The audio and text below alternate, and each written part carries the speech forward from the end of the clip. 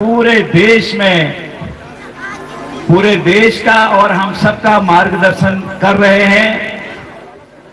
पूर्व में आप सबको पता है कि बगल का पड़ोसी राज्य हमारा है हिमाचल प्रदेश में सरकार में, संगठन में, और उसके बाद फिर देश के संगठन को हाथ में संभाला। उससे पहले भारत के स्वास्थ्य मंत्री के रूप में उनके अद्भुत काम, अविस्मरणीय काम सबको याद हैं। ऐसे हमारे जेपी नड्डा जी और हमारे बीच में हमारे ही भाई, अभी देखिए उत्तराखंड की 21वीं वर्षगांठ हमने मनाई और मुश्किल से दूनी उम्र लगा लीजिए, 40, 42, 43, 44, 45, इससे ज्यादा उम्र नहीं है।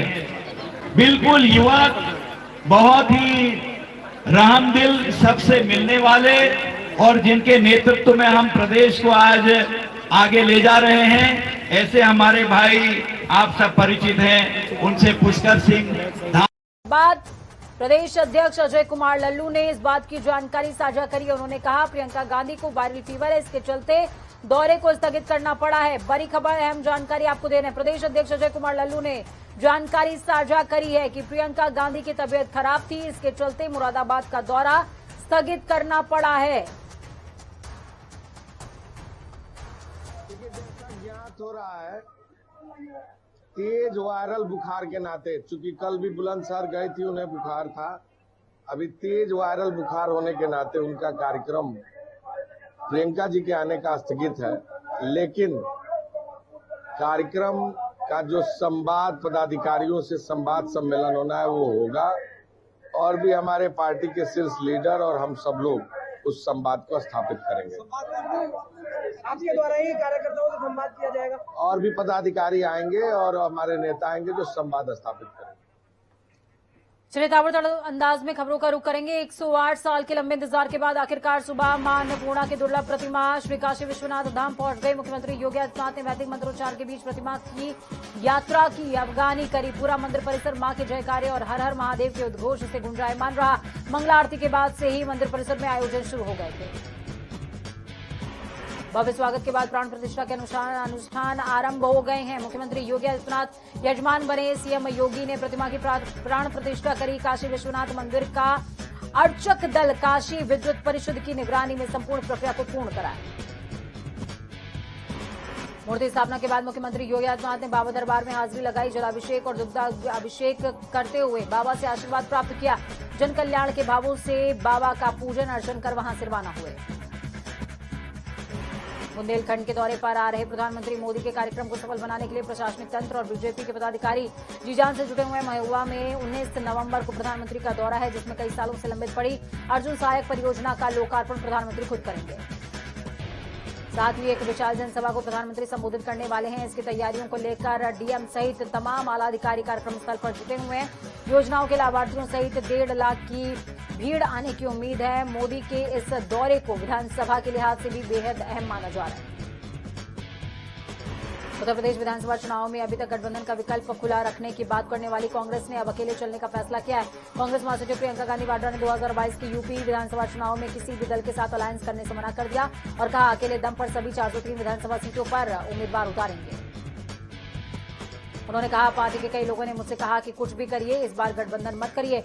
मैं आप लोगों को आश्वासन देना चाहती हूं, हम सारी सीटों पर लड़ेंगे, अपने दम पर लड़ेंगे। हमने इसका प्लान तैयार कर लिया है। लखीमपुर खीरी में तिकोनिया कांड में मुख्य आरोपी आशीष मिश्रा की जमानत अर्जी पर आज सुनवाई हुई। जिला अदालत में आशीष मिश्रा की जमानत पर सुनवाई पहले नंबर पर लगी थी। जांच टीम आज कोर्ट में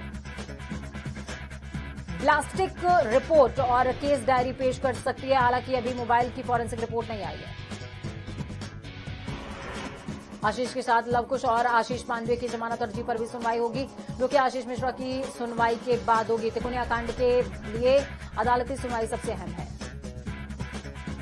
उत्तर प्रदेश के जल निगम भर्ती घोटाले में रामपुर से सपा सांसद आजम खान सीबीआई कोर्ट में पहुंचे। वहीं कोर्ट में हाजिरी के बाद आजम खान सीतापुर जेल के लिए भारी सुरक्षा बल के साथ पुलिस के साथ रवाना हो गए। दिल्ली में पॉल्यूशन के कारण लगे लॉकडाउन जैसे खराब हालात वेस्टर्न यूपी के शहरों में भी बनते जा रहे हैं। नेशनल कैपिटल रीजन से सटे पश्चिमी यूपी के शहरों में एयर क्वालिटी इंडेक्स औसतन से काफी ज्यादा नीचे पहुंच गया।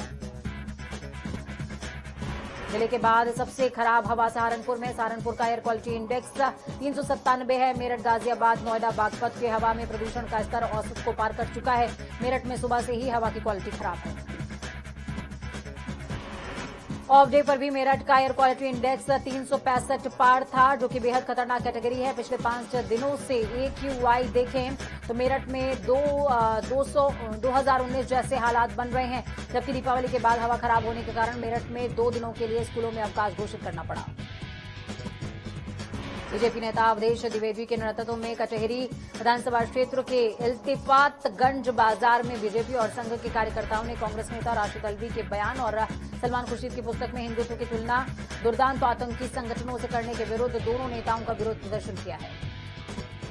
कानपुर देहात रूरा थाना क्षेत्र में गाली गलौज देने से मना करने पर आक्रोशित युवक ने अधेड़ के साथ मारपीट शुरू कर दी, जिसके बाद घायल को इलाज के लिए अस्पताल में भर्ती कराया गया, जहां इलाज के दौरान अधेड़ की मौत हो गई। सहारनपुर के रेलवे स्टेशन को उड़ा देने की धमकी भरे पत्र मिलने के बाद से ही लगातार सहारनपुर रेलवे स्टेशन पर जबरदस्त चेकिंग अभियान चलाया जा रहा है, जिस पर जीआरपी, सीआरपीएफ और सहारनपुर पुलिस भी तीखी निगाह बनाए हुए है। झांसी के मौरानीपुर क्षेत्र में लक्ष्मण दास दमेले इंटर कॉलेज के क्रीड़ा स्थल में सांसद खेल स्पर्धा कार्यक्रम का क्षेत्रीय सांसद अनुराग शर्मा ने फीता काटते हुए उद्घाटन किया। उन्होंने मार्च पास्ट की सलामी ली और उनका कहना था कि क्षेत्र में प्रतिभागियों की कोई कमी नहीं है। एटा के कोतवाली थाना क्षेत्र में अतिक्रमण लगाने के चलते 2 दुकानदारों में जमकर मारपीट हुई, जिसका वीडियो सोशल मीडिया पर वायरल हो रहा है, जिसके बाद सूचना मिलते मौके पहुंची पुलिस ने मामले को शांत करवाया।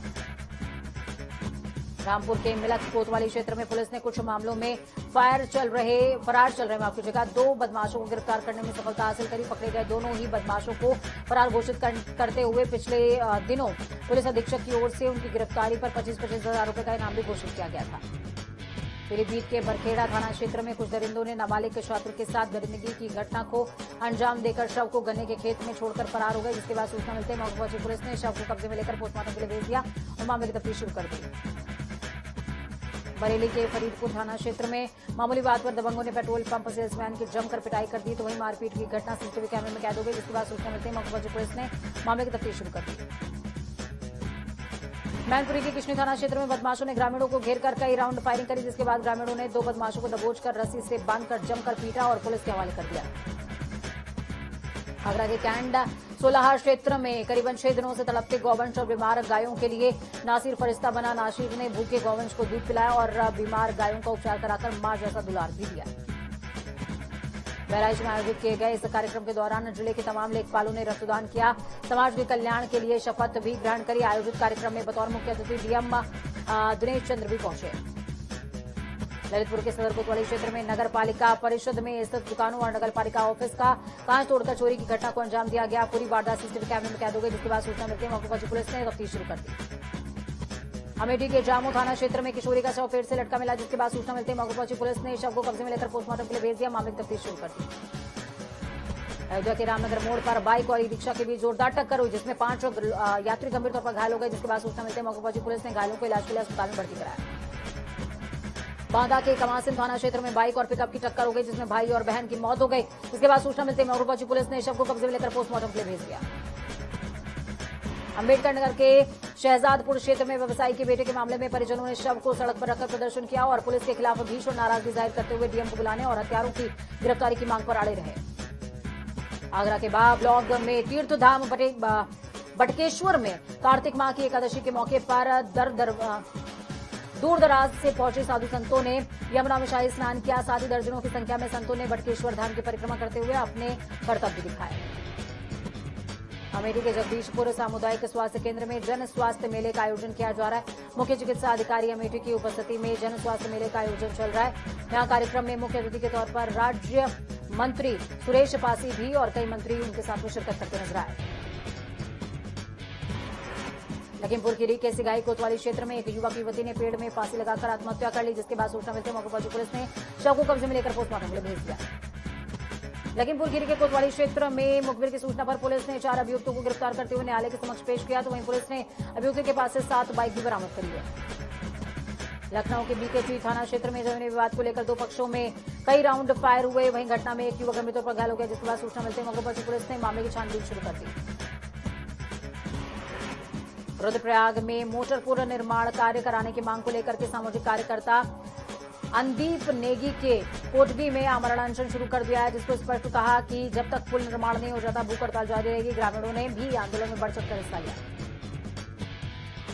हल्द्वानी में 2 दिवसीय जौहर महोत्सव को देर रात रंगारंग कार्यक्रमों के साथ समापन हुआ। चीन तिब्बत की सीमा से सटे सीमांत मनुष्यारी क्षेत्र में जोहार घाटी में रहने वाले वहां के बाशिंदे, जिन्हें शोका के नाम से भी जाना जाता है, तिब्बत सीमा से सटे सीमांत क्षेत्र में सरकारी और गैर सरकारी सेवाओं में बड़े बड़े पदों पर आसीन जोहार घाटी के बाशिंदे इस 2 दिवसीय जोहार महोत्सव में दूर दूर से शिरकत करने आते हैं। उनके मुताबिक जोहार घाटी की संस्कृति को बचाने और संजोए रखने के लिए इस तरीके के आयोजन हर वर्ष किए जाते हैं।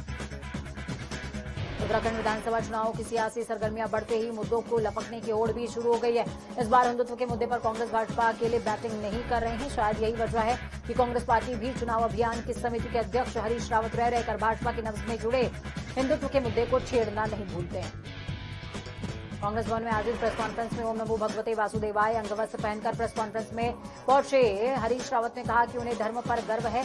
हरीश रावत ने कहा दूसरे लोग भी अपने धर्म पर गर्व कर सकें, हम उनका भी सम्मान करते हैं, यही हमारी संवैधानिक और लोकतांत्रिक व्यवस्था का हिस्सा है। उत्तराखंड में होने वाले विधानसभा चुनावों से पहले राज्य की सत्ताधारी भारतीय जनता पार्टी के राष्ट्रीय अध्यक्ष जेपी नड्डा आज देहरादून पहुंचे। नड्डा का राज्य में 2 दिवसीय प्रवास है और इस दौरान वो देहरादून के साथ ही कुमाऊं मंडल के कई शहरों का दौरा करते नजर आए। पहले दिन दून पहुंचे, फिर चमोली में शहीद सम्मान यात्रा का स्वागत किया। इस दौरान वो राज्य में बीजेपी की चुनावी तैयारियों का आकलन कर रहे हैं और पार्टी के नेताओं और कार्यकर्ताओं का मार्गदर्शन भी कर रहे हैं। फिलहाल मिशन 2022 की जीत के लिए बीजेपी तैयारियों में जुटी हुई है। नड्डा अपने उत्तराखंड दौरे के दौरान पार्टी की तैयारियों का जायजा ले रहे हैं। समाजवादी पार्टी ने एक बार फिर से आम आदमी पार्टी को हल्द्वानी में बड़ा झटका दिया। आम आदमी पार्टी के महिला प्रदेश सचिव सहित कई लोगों ने समाजवादी पार्टी का दामन थाम लिया है। समाजवादी पार्टी के प्रदेश महासचिव शोएब अहमद और जिलाध्यक्ष डिम्पल पांडे ने सभी को समाजवादी पार्टी की सदस्यता दिलाई। उन्होंने कहा कि कांग्रेस, भाजपा और आम आदमी पार्टी से तंग आकर लोग अब समाजवादी पार्टी की सदस्यता ले रहे हैं, क्योंकि समाजवादी पार्टी राजनीति से उठकर आम लोगों के हितों का काम करती है। समाजवादी पार्टी का दामन थामने के बाद निर्मला आर्य ने कहा कि वो व्यक्ति विशेष के लिए नहीं बल्कि अपने समाज के लिए काम करना चाहती हैं, इसलिए उन्होंने समाजवादी पार्टी का दामन थाम लिया है।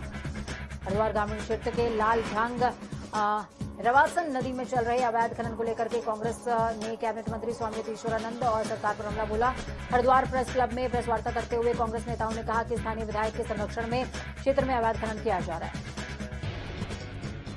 उन्होंने कहा जेसीबी और पोकलैंड की तरफ से किए जा रहे खनन से न सिर्फ सरकार के राजस्व को हानि हो रही है, बल्कि स्थानीय लोगों के लिए भी अवैध खनन परेशानी का सबब बना हुआ है। कांग्रेस नेताओं ने मांग करते हुए कहा, सरकार अगर इस पर जल्द ही रोक नहीं लगाती है तो कांग्रेस अवैध खनन के खिलाफ बड़ा आंदोलन छेड़ेगी।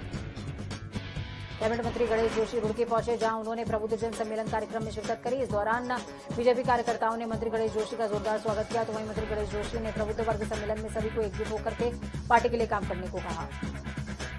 इस दौरान कैबिनेट मंत्री गणेश जोशी ने कहा, पीएम मोदी के नेतृत्व में देश की ऊंचाइयों को छुआ है। साथ ही उन्होंने कहा कि उत्तराखंड में पार्टी का 60+ युवा नेतृत्व का नारा साकार होगा।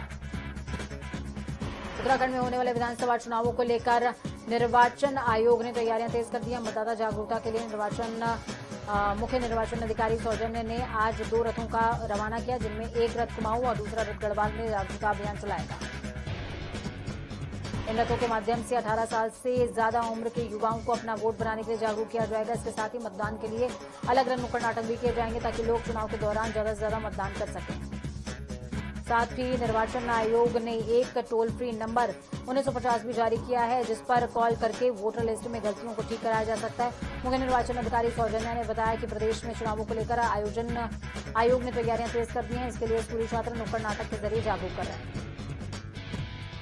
देहरादून में पुरानी पेंशन बहाली को लेकर के कर्मचारियों ने हुंकार भरी। कर्मचारी संघ के राष्ट्रीय अध्यक्ष देहरादून पहुंचे, वहीं परेड ग्राउंड में हजारों की संख्या में कर्मचारी जुटे और सचिवालय का घेराव भी किया। अयोध्या में सिविल लाइन इलाके में 2 गुटों में जमकर मारपीट हुई। सिविल लाइन एरिया के मौधा चौराहे के लगभग आधे घंटे तक दोनों गुटों में मारपीट और पटका-पटकी चलती रही। मारपीट का वीडियो सोशल मीडिया पर वायरल हो रहा है। बरेली के इज्जतनगर थाना क्षेत्र में जेएन सिटी में घर के बाहर खड़ी बाइक में दबंगों ने रंजिश के चलते आग लगा दी। वहीं ये पूरी घटना सीसीटीवी कैमरे में कैद हुई, जिसके बाद पीड़ित ने तहरीर करते हुए 4 दबंगों के खिलाफ एफआईआर दर्ज करा दी, गिरफ्तारी की मांग की। कौशाम्बी के कड़ाधाम कोतवाली के अलीपुर जीता गांव में हुए दर्दनाक हादसे में बुजुर्ग महिला गंभीर तौर पर घायल हो गई। महिला रसोई में चाय बना रही थी, तभी लीकेज के चलते सिलेंडर में आग लग गई और ब्लास्ट हो गया। बरेली में मानसिक मंदित युवक की जमकर पिटाई हुई। थाने के गेट के सामने हाथ पैर में जंजीर और ताले बांधकर पिटाई की गई है। वहीं मारपीट का वीडियो सोशल मीडिया पर वायरल हो रहा है। फतेहपुर में औंग थाना क्षेत्र में लापता युवक का कुएं में शव मिला, तो वहीं हत्या करते हुए शव को फेंके जाने की आशंका जताई जा रही है। आपको बता दें, युवक कन्नौज के भोजपुर का रहने वाला बताया जा रहा है। अंबेडकर नगर के अकबरपुर कोतवाली क्षेत्र के शहजादपुर लोहा मंडी निवासी का शव 3 दिन बाद हत्यारों की निशानदेही पर अशोक स्मारक के पास तमसा नदी के किनारे से बरामद किया गया है। आपको बता दें कि 11 नवंबर को युवक अपने दोस्तों के साथ होटल जाने की बात कह रहा था, लेकिन वापस नहीं लौटा। परिजनों ने पुलिस से गुहार लगाते हुए किसी अनहोनी की आशंका जताई। पुलिस ने 2 दिन पहले ही युवक के दोस्तों को हिरासत में लिया, पूछताछ की और शव को बरामद किया। लखनऊ में बिजली संविदा कर्मचारी सैकड़ों की संख्या में हजरतगंज की शक्ति भवन के सामने सड़क पर जाम प्रदर्शन करने लगे। संविदा कर्मचारियों ने विभाग के अधिकारियों पर 8 घंटे की जगह 12 घंटे काम कराने का आरोप लगाया है। तो वक्त यहाँ पर छोटे से ब्रेक का। ब्रेक के उस पार खबरों का सफर लगातार जारी रहेगा। बने रहिए जनता टीवी के साथ, क्योंकि हमें आपकी ताकत, अपना और अपनों का बहुत ज्यादा ख्याल रखें। नमस्कार।